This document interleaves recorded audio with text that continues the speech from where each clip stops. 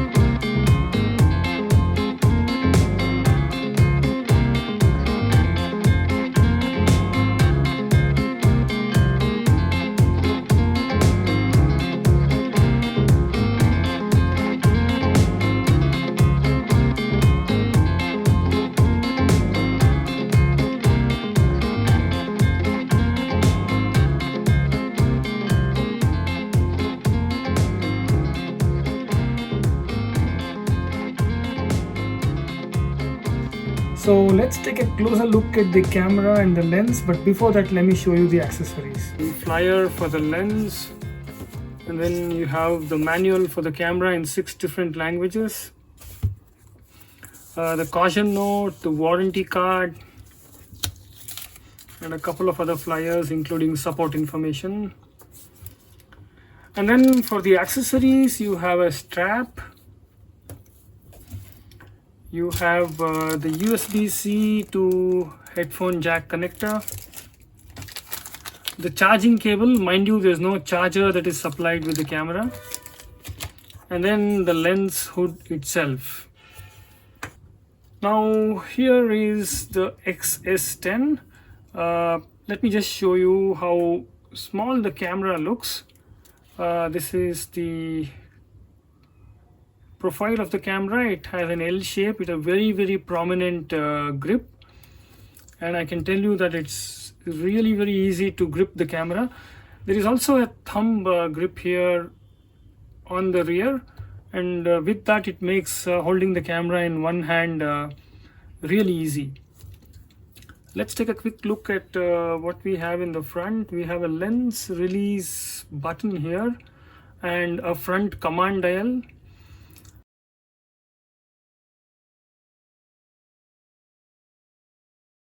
So you have the drive mode button as well as the playback button here. Then you have autofocus lock and the autofocus selector.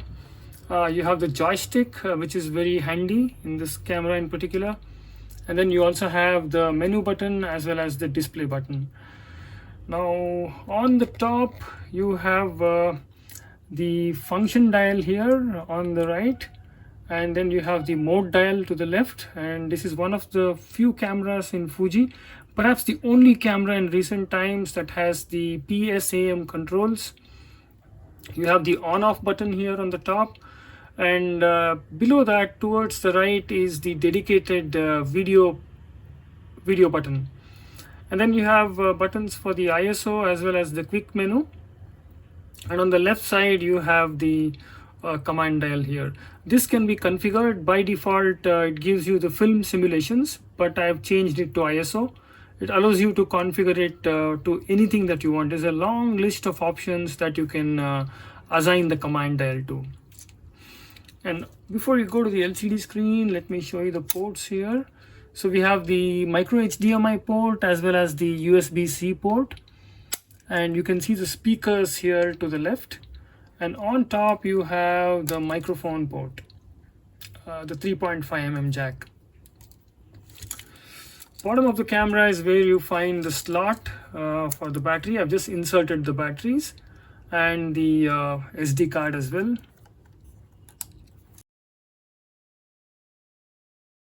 And finally, the fully articulating LCD screen. So this opens up like this, and you can even tilt it all the way to the front, which is why it makes it a vlogger friendly camera. Now, even for photography for that matter, you can use various angles, particularly if you're shooting from the waist level. These angles will be quite useful. You could also push it back inside like this, so that you are using the LCD when you are configuring the camera, setting various parameters, or for that matter clicking pictures. And when you are stowing your camera away, you can just fold it this way so that the LCD screen or the LCD monitor is protected. You have the viewfinder on the top here, and to the left of the viewfinder is the diopter adjustment in case you have a correction in your vision. And then there is a very useful function button here, which can also be configured for a variety of uses. Okay, so here we have the 1855 f2.8 to 4 lens. This kit lens is perhaps the most popular one in the Fuji world. What I really liked about it is it's neither too heavy nor too light, neither too big nor too small. It's perhaps the right fit for the likes of the S10, which makes it a perfect companion for travel. Now, as far as the switches and dials are concerned, you have a focus ring, a really smooth focus ring in the front. People who create content will be very pleased to use this.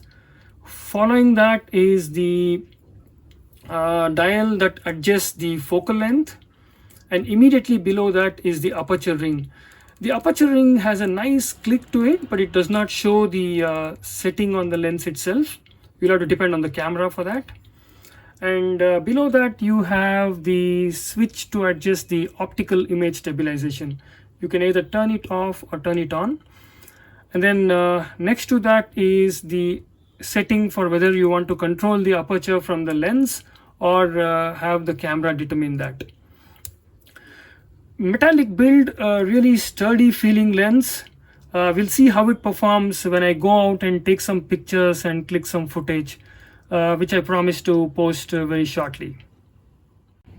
You get a nice looking bag along with the camera that Fuji offers as part of the kit. Alright, I hope that gave you some idea of how the camera itself looks and what to find in the box. In my follow-up video, I will also be sharing some footage and pictures that I plan to click in the next couple of days. But before we wind up, my initial impressions about the X-S10 are that I'm extremely impressed with the compact form factor and the fact that it implements IBIS in a body as small as this. I also like the fact that it has an articulating screen, a fully articulating screen, which makes it extremely easy not only for photographers but also for people who create content. Beyond that, I'll give you more details about my impressions using the camera in my next video. So if you did like this, don't forget to hit the like button, and if you want to be notified of the upcoming videos, do click on the subscribe button and the bell button to be notified. Thanks so much for watching. Have a lovely weekend and stay safe.